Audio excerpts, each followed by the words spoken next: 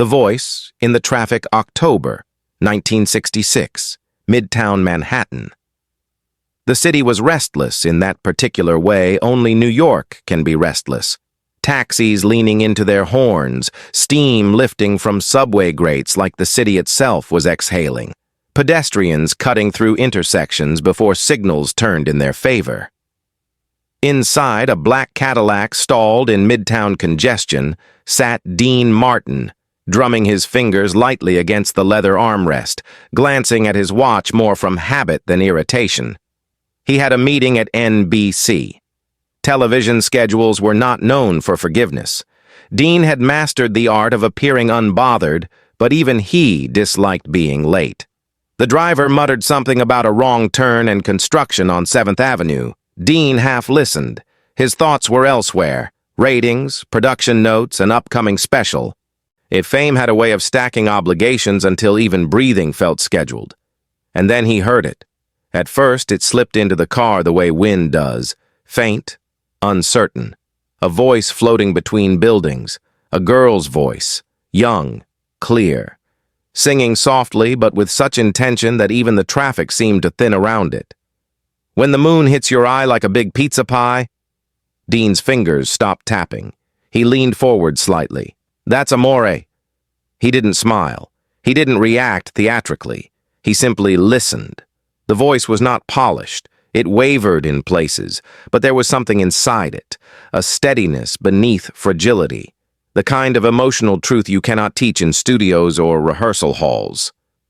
Stop the car, Dean said quietly. The driver hesitated. Sir, wait, we're already... I said stop. The Cadillac edged toward the curb. Dean stepped out into the noise and cold October air. The voice was clearer now, echoing faintly between brick facades. He followed it down the block and turned a corner. And there she was. She sat on an overturned crate against a brick wall layered in peeling posters. A thin coat hung loosely from her shoulders. Her dark hair was pulled back in a simple tie. At her feet sat a small tin can holding a few scattered coins. Her eyes were open, but unfocused, milky, still. She was blind, and she was singing his song as though it had been written for her alone. Dean stood at the edge of the small cluster of passers-by, who paused just long enough to be momentarily moved before remembering they had somewhere else to be. He did not approach immediately, and he let the moment breathe. She transitioned into Everybody Loves Somebody without accompaniment, carrying the melody entirely by memory. She missed a note and immediately stopped, inhaled, and began again. Determined, patient, unwilling to let imperfection pass. Dean felt something tighten in his chest. That wasn't casual street singing. That was discipline. When she finished, a few people clapped politely. A couple coins dropped into her tin. She smiled gently toward the sound. Thank you. God bless you. The crowd thinned. Soon it was only her and Dean standing 10 feet away. He approached slowly.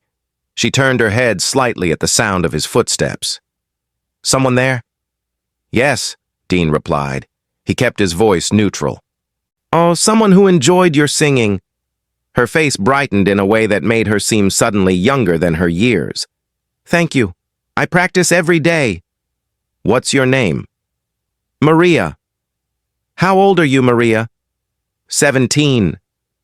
He noticed how carefully she sat. Posture straight, chin slightly raised, as though dignity was something she protected fiercely. You sing those songs like they mean something, Dean said. They do, she answered simply. My mother used to play Dean Martin records when I was little. I learned every word. When she passed, I kept singing them so I wouldn't forget her. The words settled heavily between them. Dean glanced at the tin of coins. Is this how you get by? She hesitated before answering.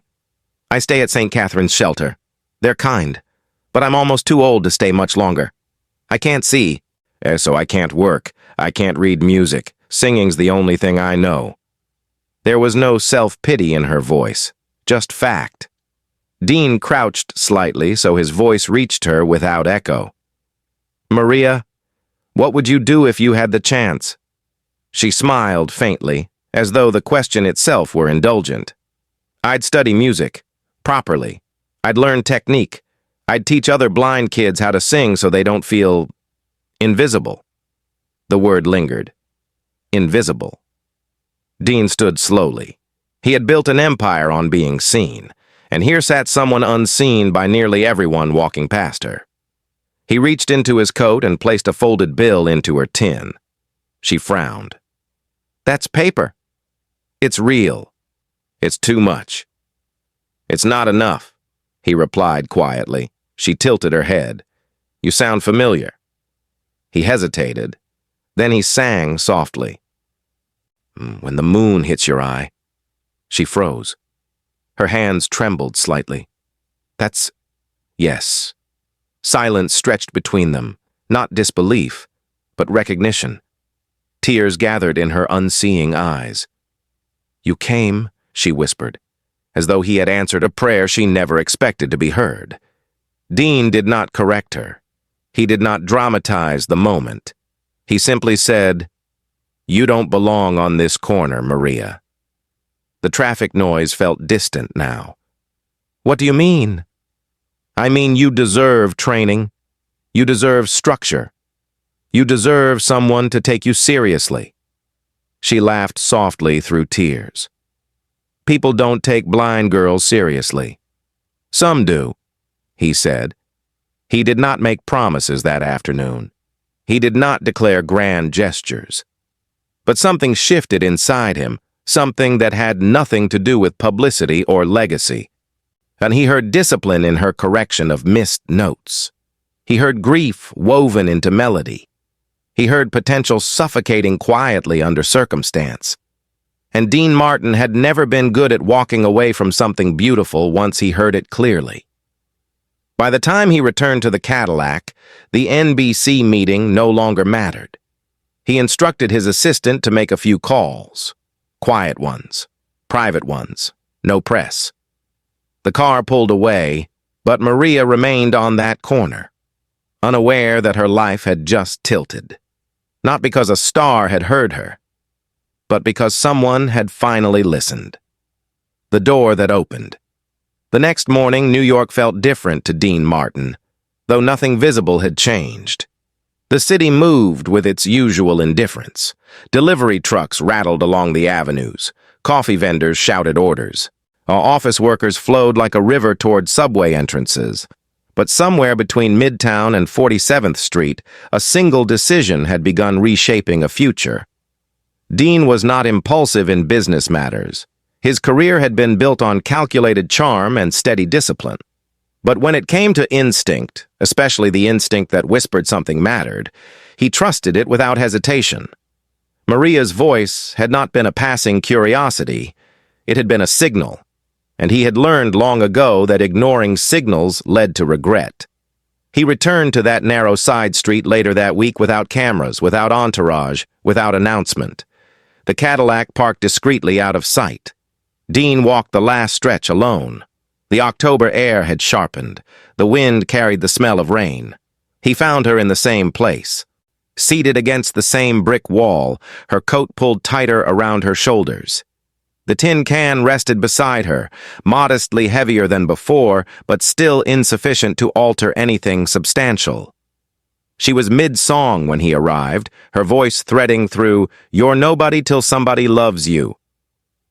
There was irony in the lyric that Dean noticed instantly.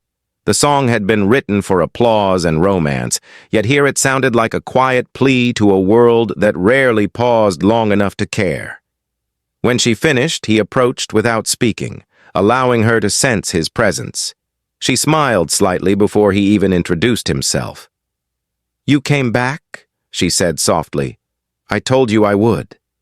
The small certainty in her tone unsettled him more than doubt would have. She had believed him without evidence. A trust given that freely carries responsibility.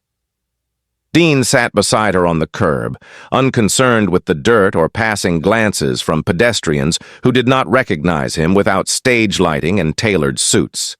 He asked about St. Catherine's shelter. She described narrow dormitory beds, kind nuns stretched thin by too many girls and too little funding, shared meals that were warm but sparse. She spoke without complaint. She spoke like someone accustomed to managing expectations. "What would you need?" Dean asked carefully. "To audition for a real music school." Maria hesitated, as though the question were too extravagant to answer directly. "Training," she said eventually. "Someone to teach me properly. I don't know breath control the way professionals do. I don't know technique. I only know how it feels. And reading music. I can learn Braille notation," she said, "but I don't have access to teachers who know how to teach it." Dean nodded slowly. He did not promise miracles. He did not dramatize the moment. Instead, he outlined something practical. He would arrange private voice lessons first. He would find a teacher experienced in working with visually impaired students. He would cover the cost quietly. If her dedication matched her instinct, they would explore formal education. Maria listened in stunned silence. When he finished, she did not celebrate. She asked one question. "What if I'm not good enough?" Dean exhaled softly, the kind of breath that carries both empathy and resolve. "Then you'll still have learned something that belongs to you forever. But I don't think that's the outcome we're looking at." Within 2 weeks, a respected vocal coach agreed to meet Maria in a small studio near Central Park. The arrangement was private, the payments were anonymous. The coach, skeptical at first, agreed only after hearing Maria sing without accompaniment. By the second session, skepticism had turned into careful astonishment. Her ear was precise, her pitch memory extraordinary.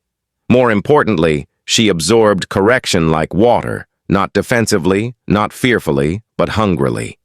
Dean did not attend those lessons. He refused to become a shadow in the room. Instead, he checked in discreetly, asking the coach only one question each week. "Is she working?" The answer was always the same. Relentlessly. As autumn slipped toward winter, Maria's routine transformed. Mornings at the shelter were replaced with structured practice. Afternoons were devoted to breath exercises, diction refinement, and Braille music transcription. Evenings were reserved for memorization. She no longer sang on the street corner daily. When she did return occasionally, it was by choice, not necessity. A way to remember where she began. Dean visited sparingly. He understood the delicate balance between support and interference. When he did see her, he never spoke about fame. He spoke about stamina. He told stories of small-town performances before anyone cared who he was. He described rejection letters and silent audiences. He demystified success deliberately, stripping it of glamour so that perseverance, not fantasy, became her focus. One evening after a lesson, Maria asked him something unexpected. "Why are you doing this?" she asked, her tone gentle rather than suspicious. "There's no audience here." Dean paused before answering. He could have given the polished response about talent and destiny. Instead, he chose honesty. "Because someone once did it for me," he said. "Not the exact same way, but close enough. And because if I had walked away from that corner, I would have heard your voice in my head for the rest of my life." She smiled quietly. "I'm glad you didn't walk away." By January, the possibility of formal audition had shifted from fantasy to preparation. Applications were submitted to several conservatories. Most declined quickly, not out of cruelty, but out of unfamiliarity. Few institutions were equipped to accommodate blind students in performance programs at that time, but one school agreed to hear her. And the audition would be private, closed door, judged solely on voice. The day arrived cold and clear. Maria wore a simple navy dress borrowed from another girl at the shelter. Dean did not attend the audition. He insisted that the outcome be hers alone. He waited instead in a nearby cafe, nursing untouched coffee, his composure calm, but his thoughts restless. Inside the audition room, Maria stood before 3 faculty members and sang without accompaniment. She sang, "That's Amore," not because it was safe, but because it was personal. She did not imitate Dean's phrasing. She reshaped it subtly, letting pauses linger where emotion felt heavier. When she finished, the silence in the room lasted longer than expected. Hours later, a letter arrived at St. Catherine's addressed to Maria Gonzalez. The scholarship was partial, but significant. The remaining tuition gap was quietly covered within 48 hours. No press release followed. No acknowledgement appeared in newspapers. When Maria read the acceptance aloud, her roommate guiding her finger across Braille transcription, her voice trembled not with disbelief but with relief. It felt like confirmation that her work had not been imaginary. Dean attended her first recital months later, seated anonymously in the back row. She did not know he was there. When she finished her final piece, the applause rose not in politeness, but in genuine admiration. Dean remained seated for a moment longer than everyone else, absorbing the sound. He did not feel pride in ownership. He felt gratitude for having listened when it mattered. Outside the auditorium, he slipped away before she could find him. And he understood that some doors are meant to open without the person who unlocked them standing in the threshold. And somewhere between midtown traffic and a conservatory stage, a blind girl who once sang for coins began building a future shaped not by limitation, but by discipline and belief. The door had opened. But what neither of them yet understood was that Maria would not stop at walking through it. She would eventually build doors of her own. The voice that traveled further than sight. Maria's first year at the conservatory was not triumphant in the way audiences imagine triumph. There were no instant standing ovations, no miraculous transformations that erased years of uncertainty overnight. Instead, there were early mornings filled with breath control drills, afternoons spent tracing Braille notation line by line with careful fingers, and evenings where doubt crept in as quietly as exhaustion. The discipline that once kept her alive on a cold Manhattan sidewalk now had structure. It had expectations, and expectations can feel heavier than hunger. The faculty quickly realized that Maria possessed something rare. Her pitch memory was nearly flawless, her phrasing instinctive, her ability to shape emotion without visual cues almost uncanny. Yet the technical demands of classical training challenged her in new ways. She could not rely on visual demonstrations. She learned by listening deeply, dissecting tone the way others might study sheet music. She memorized entire operatic passages by ear, repeating them until the sound lived inside her body rather than on a page. And some classmates treated her with cautious politeness at first. Others underestimated her entirely. The assumption that blindness equaled fragility hovered in quiet corners. But Maria was not fragile. Years of navigating crowded sidewalks without sight had sharpened her awareness. She moved through hallways confidently, counting steps, mapping echoes, identifying rooms by sound. What others perceived as limitation had trained her to listen in a way they never needed to. Dean checked in occasionally, always with brevity. A phone call every few weeks. A short letter encouraging consistency rather than brilliance. He never asked about applause. He asked about practice. "Are you working?" he would say. Maria understood the question was not about hours logged, but about intention. Was she still honoring the discipline that first caught his attention? The answer was always yes. By her second year, Maria's instructors began recommending her for small recitals outside the conservatory. These were modest events, church programs, community concerts, fundraising evenings where audiences were attentive but intimate.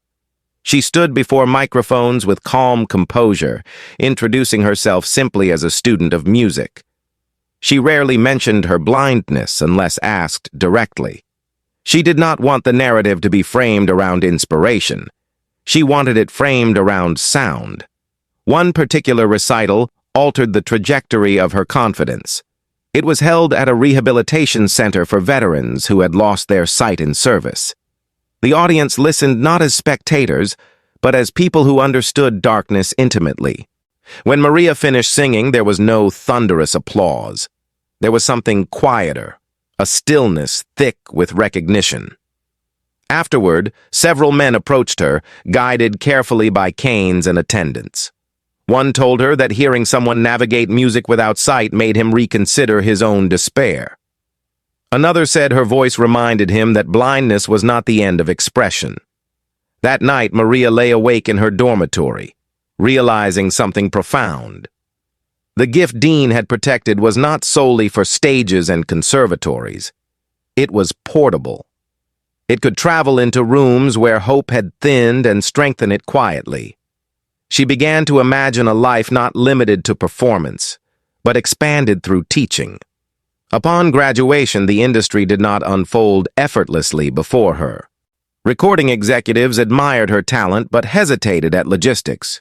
Touring companies expressed interest but struggled to envision accommodations. Maria recognized that while doors had opened for her education, many remained closed in professional spaces. Rather than allowing frustration to calcify into resentment, she redirected her ambition. She accepted a position as a voice instructor at a small arts center that specialized in working with disabled youth. The building was modest, the funding uncertain. But the first time she placed her hand lightly on a young student's shoulder and guided their breathing, she felt something click into alignment. She could translate what she had learned into accessibility. She could demystify technique for those who believed music was beyond them. Word spread slowly at first. Parents of blind children traveled hours to enroll their sons and daughters in her classes. Maria structured lessons around listening exercises, tactile feedback, and rhythm training rooted in physical sensation. She taught students to trust their ears before their eyes. She insisted that blindness was not absence, but difference. Dean visited one of her classes years later without fanfare. He stood quietly at the back of the room as Maria coached a nervous 10-year-old through a simple melody. She did not soften correction. She did not inflate praise. She balanced discipline with warmth in a way that mirrored the guidance he had once given her. Watching her, Dean realized that the voice he heard on that street corner had multiplied. It had become method. It had become legacy. By the mid-1980s, Maria formalized her efforts into a non-profit organization dedicated to providing music education to visually impaired youth. She named it with careful intention, choosing words that emphasized sound rather than sight. Grants were modest, donations inconsistent, but the mission was unwavering.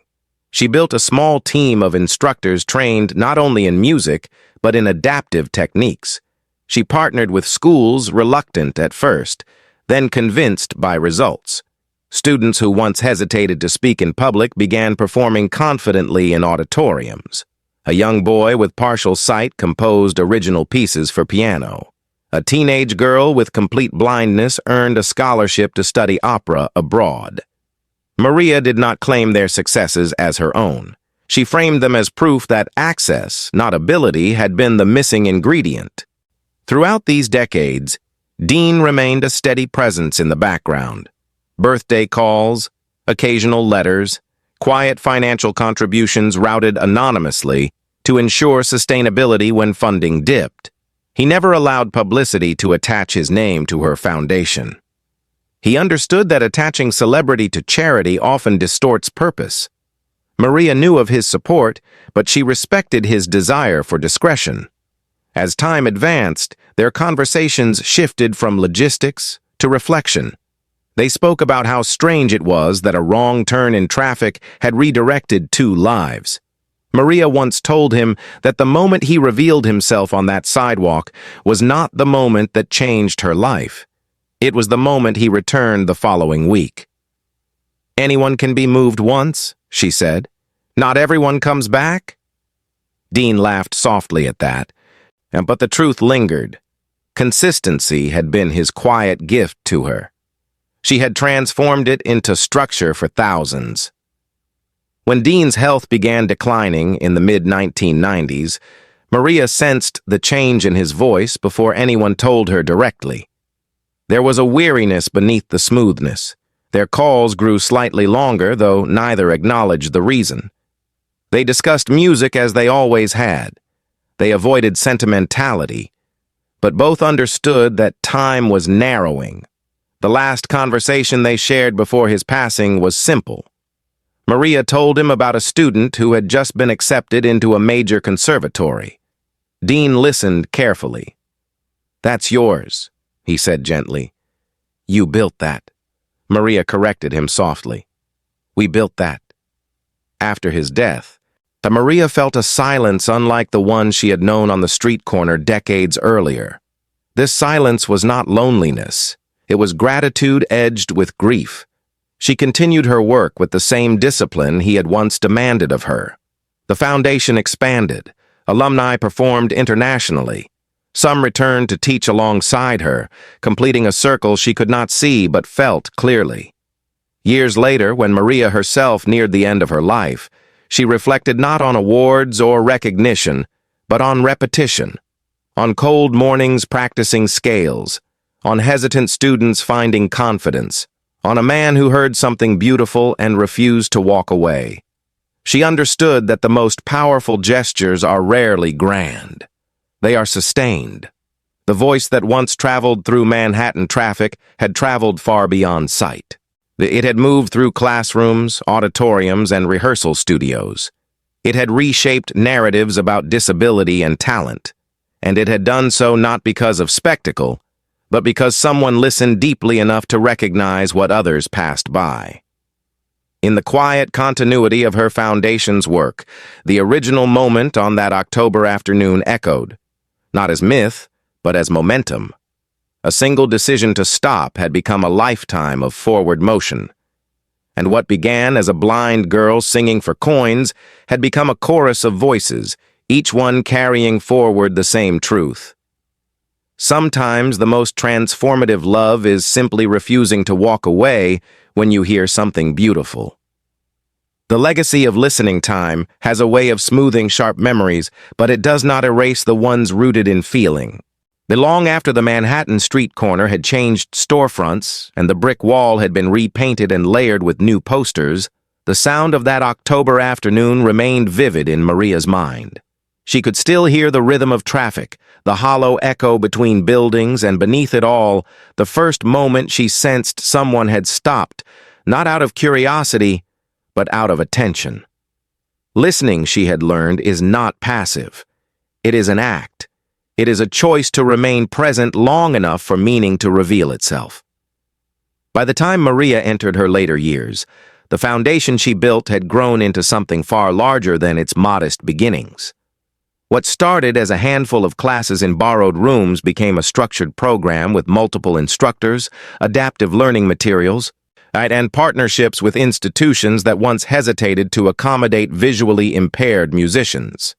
The organization trained teachers across the country, teaching them not just technique, but methodology, listening-based pedagogy, tactile rhythm training, emotional phrasing without visual cues. Her work shifted perception slowly but permanently. Students who once believed music was inaccessible began composing, performing, and teaching in their own right. Maria never positioned herself as a pioneer publicly. She resisted narratives that framed her life as miraculous. When interviewers asked about overcoming adversity, she redirected the conversation toward access. "Talent is everywhere," she would say calmly. "Opportunity is not." That distinction mattered to her. She understood that romanticizing struggle often excuses the systems that create it. The real victory was not her survival. It was the removal of unnecessary barriers for others. Dean's absence remained a quiet undercurrent in her life, but not a sorrow that immobilized her. She carried him forward in practice, not nostalgia.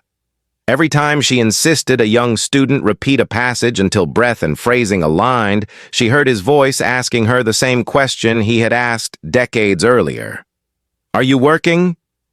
Every time she returned a phone call from a discouraged parent, rather than postponing it, she remembered the weight of someone returning when they did not have to. The gold record he had once kept on his wall eventually hung in her modest office, not displayed as a trophy, but preserved as a reminder. Visitors often assumed it symbolized fame. Maria would correct them gently. It symbolized interruption, a moment when someone chose to alter a trajectory rather than admire it briefly and move on. In her 70s, Maria began mentoring instructors who would one day lead the foundation without her. She taught them not only curriculum, but philosophy. She reminded them that charity without continuity becomes sentiment, that a single scholarship does not equal structural change. That consistency transforms what impulse begins. Her leadership style mirrored the quiet steadiness she had once experienced herself. She did not hover over decisions. She trusted those she trained. Trust, she believed, multiplies capacity. Meanwhile, the world changed in visible ways. Music technology advanced. Adaptive tools became more accessible. Conversations about disability grew more nuanced. Yet even in a modern landscape that offered more resources, Maria maintained the same core principle: listening first. She insisted that instructors learn each student's rhythm before imposing structure. She argued that music education must begin with dignity, not diagnosis. When she finally stepped down from daily operations, the foundation did not falter. That stability was her proudest accomplishment. Sustainability had always been her measure of success. If the work collapsed without her presence, then she had built dependency rather than empowerment. But it endured, carried by teachers and alumni who internalized her values. In the final months of her life, Maria reflected not on recognition, but on repetition. She recalled early mornings practicing scales by memory, in tracing Braille notation with determined fingers, repeating phrases until breath aligned naturally. She remembered the vulnerability of that first conservatory audition. She remembered the warmth of a voice singing back to her on a street corner. The memories were not cinematic in her mind. They were tactile, audible, layered. One afternoon, a former student who had become an internationally respected opera singer visited her bedside. The young woman held Maria's hand and described performing before thousands in a European concert hall. She spoke of applause that felt endless and of critics who praised her control and phrasing. Maria listened with the same calm she had always embodied. When the story concluded, she asked only one question: "Did you feel it?" The singer understood immediately. Technical excellence mattered. But emotional truth was the measure. The answer was yes. Maria smiled softly. That was enough. When she passed, her memorial service reflected her philosophy. There were no dramatic speeches about impossibility conquered. Instead, there were testimonies about doors opened quietly. Teachers described classrooms filled with students who would never have considered music without her encouragement. Parents spoke of children who found identity beyond limitation. And at the end of the service, a group of visually impaired musicians performed "That's Amore," not as tribute to celebrity, but as acknowledgement of origin. The melody filled the hall, not ornate, not embellished, but steady. The lyrics carried new meaning now. Love was no longer confined to romance or nostalgia. It had expanded into recognition. The moment someone hears something beautiful and refuses to walk away.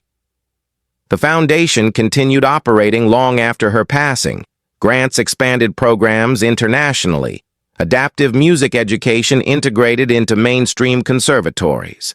Alumni mentored new generations, each one tracing their opportunity back through Maria to an October afternoon decades earlier. Few outside the inner circle knew the full story. It did not appear in major biographies.